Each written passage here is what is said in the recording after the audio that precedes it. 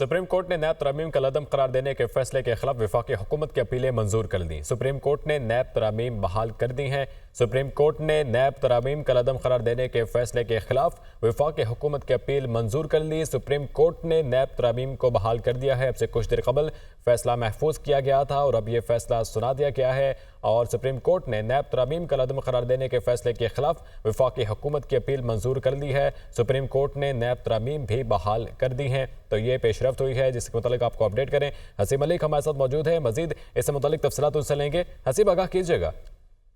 देखिए, ये नैब तरमीम थी जिसके खिलाफ वफाकी हुकूमत ने अपीलें दायर की थी, इंटर कोर्ट अपीलें, जो कि 3 रुकनी बेंच के फैसले के खिलाफ जो है ये अपीलें दायर की गई थी, जिसके ऊपर लार्जर बेंच की जानिब से टोटल 3 समातें की गई थी, जिसके बाद आज महफूज शुदा फैसला सुना दिया गया है। अदालत ने वफाकी हुकूमत की जो इंटर कोर्ट अपीलें थी नैब तरामीम का लदम करार देने के खिलाफ, उनको मंजूर कर लिए है और नैब की जो तरामीम थी उनको बहाल कर दिया है। 5-0 से ये फैसला सुनाया गया है, जबकि जस्टिस हसन अजहर रिजवी और जस्टिस अतर मिनल्ला की जानिब से इख्तिलाफी नोट जो है वो अलहदा से जारी किया जाएगा। ये 5 रुकनी लार्जर बेंच था, जिसके अंदर चीफ जस्टिस की सरबराही में justice Aminuddin, justice Jamal Khan Mandokhail, justice Athar Minallah और जस्टिस हसन अजहर रिजवी जो है इस 5 रुकनी लार्जर बेंच का हिस्सा थे। बेसिकली जो है नैब तरामीम की गई थी 2022 के अंदर, जिसके खिलाफ बानी पीटीआई ने जो है नैब तरामीम को चैलेंज किया था सुप्रीम कोर्ट में, जिसके ऊपर 3 रुकनी बेंच ने समाअत की थी और 3 रुकनी बेंच साबिक चीफ जस्टिस उमर अता बंदियाल की सरबराही में 3 रुकनी बेंच ने समाअत की थी और अदालत ने नैब तरामीम को कलअदम करार दिया था। हुकूमत उस वक्त जो थी पीडीएम की थी और पीडीएम की हुकूमत की जानिब से नैब ऑर्डिनेंस 1999 के जो शिकें थी उनमें 10 में तरामीम की थी, जिनमें से जो अदालत थी उसने 10 में से 9 तरामीम को कलअदम करार दिया था और 1 को बहाल रखा था, जिसके खिलाफ वफाकी हुकूमत की जानिब से इंटर कोर्ट अपीलें दायर की गई थी। चैलेंज किया था 3 रुकनी बेंच के फैसले को, जिसके ऊपर समाअत की गई थी और आज जो है ये मुख्तसर फैसला सुनाया गया है। Chief justice of Pakistan justice Qazi Faez Isa की सरबराही में 3 रुकनी बेंच आया था, जो कि फैसला जिसने अनाउंस किया था, जिसके अंदर जस्टिस नईम अख्तर अफगान शामिल थे और जस्टिस जो है चीफ जस्टिस की सरबराही में ये फैसला अनाउंस किया गया है। अदालत ने वफाकी हुकूमत की जो इंटर कोर्ट अपील थी नैब तरामीम कलअदम करार देने के खिलाफ, उसको बहाल कर दिया है, जबकि फैसले में ये भी कहा गया है कि बानी पीटीआई जो है वो साबित नहीं कर सके इस बेस के ऊपर जो है नैब की तरह जो तरामीम थी जिनको कलअदम करार दिया गया था 3 रुकनी बेंच की जानिब से, उसको बहाल किया जाता है। और जो नैब तरामीम की गई थी उसके हवाले से अगर बात की जाए तो बेसिकली उसके अंदर जो तरामीम की गई थी उनमें पॉइंट्स जो थे वो 3 अहम पॉइंट्स थे, जिसमें ये कहा गया था कि किसी भी करप्शन रेलिवेंट या नैब का जो भी केस होगा वो उसमें 50 करोड़ से कम का जो भी केस होगा उसका वो नैब के दायरे नहीं होगा। इसी तरह नैब के अंदर जो जिस्मानी रिमांड था मुलजिम का वो 90 रोज का हुआ करता था, उसमें भी तब्दील की गई थी, जैसे 14 दिन किया गया और बाद में फिर 30 रोज तक कर दिया गया था। तो इसके साथ साथ जो है ये नैब तरामीम के अंदर जो है वो किया गया था। इसके साथ साथ ये भी एक तरमीम की गई थी कि किसी भी मुलजिम के खिलाफ नैब का केस उस वक्त बनेगा जब तक उसके खिलाफ 100 से ज्यादा 100 कंप्लेंट ना आए।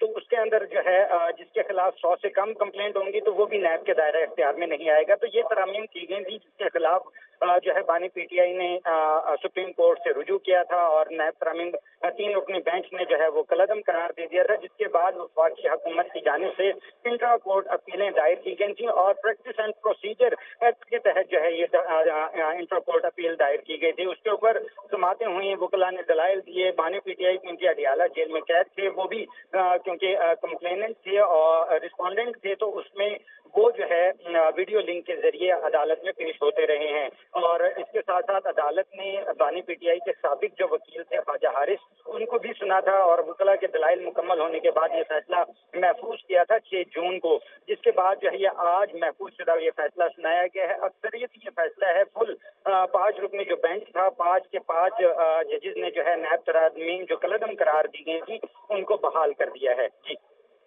तो हसीब, इन नैब तरमीम जो है इनको कलअदम करार देने के फैसले के खिलाफ अपीलें मंजूर की गई हैं, तो बानी पीटीआई की जानिब से क्या सिर्फ इन अपीलों को ये अपील की गई है कि नैब तरमीम को ख़त्म किया जाए, या फिर उनकी जानिब से कोई नई तरमीम करने की भी जो है मुतालबा किया गया है? बेसिकली जो बानी पीटीआई थे वो नैब तरामीम के खिलाफ थे और नैब तरामीम के खिलाफ ही उन्होंने सुप्रीम कोर्ट से रुजू किया था। और अब भी जब ये लार्जर बेंच समाअत कर रहा था इंट्रा कोर्ट अपीलों के ऊपर वफाकी हुकूमत की जानिब से, जो कि इंट्रा कोर्ट है, इंट्रा कोर्ट अपील दायर की गई थी, उसके अंदर भी बेसिक उनका ग्राउंड यही था कि नैब की जो तरामीम है उनको कलअदम ही करार दिया जाए, जो कि साबका जो 3 रुकनी बेंच था तो फैसला दिया था साबिक चीफ जस्टिस उमर अता बंदियाल की जानिब से, उनको जो है बरकरार रखा जाए। तो बानी पीटीआई की जानिब से यही स्टांस था, यही मौक़िफ़ था कि जो नैब तरामीम की हसीब हमारे साथ ही मौजूद रहिएगा। ज़ीशान यूसुफजई हमारे साथ मौजूद हैं। ज़ीशान, बानी पीटीआई की जानिब से अपील दायर की गई थी कि नैब तरामीम को कलअदम करार दिया जाए, जो कि मंजूर हो चुकी हैं, तो अब क्या हिकमत अमली जो है अपनाई जा सकती है आगे, और क्या फर्दर जो है इसके ऊपर अपडेट है? कि हमारे जो कोर्ट रिपोर्टर है और इस केस को जो फॉलो कर रहे थे, उन्होंने बड़े तफसीलात जो है आपके साथ शेयर किए हैं। और अगर फैसले के जो अहवाल है वो मैं आपके साथ शेयर करूं तो ये जो फैसला है ये 5-0 से आया है। ताहम 2 जस्टिस ऐसे हैं जिसमें जस्टिस अजहर रिजवी और जस्टिस अदरम मिनल्लाह है, वो इख्तिलाफी नोट भी देंगे।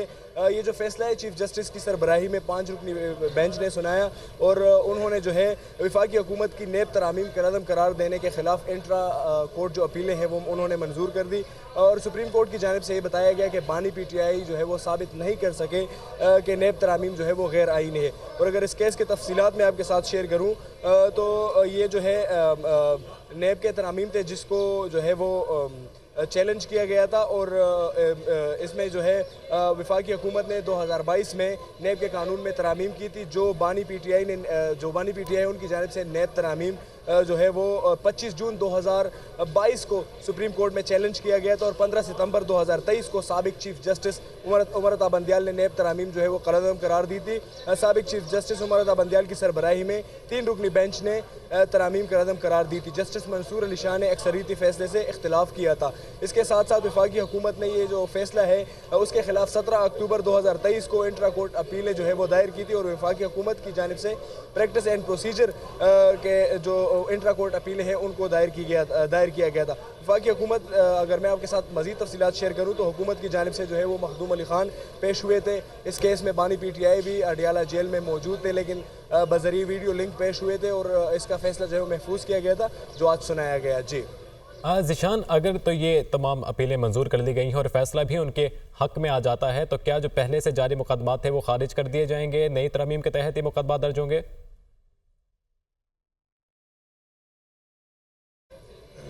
हसीब हमारे साथ, ज़ीशान आपसे भी रब्ता करेंगे। ज़ीशान हमारे साथ, हसीब मलिक हमारे साथ मौजूद हैं। हसीब,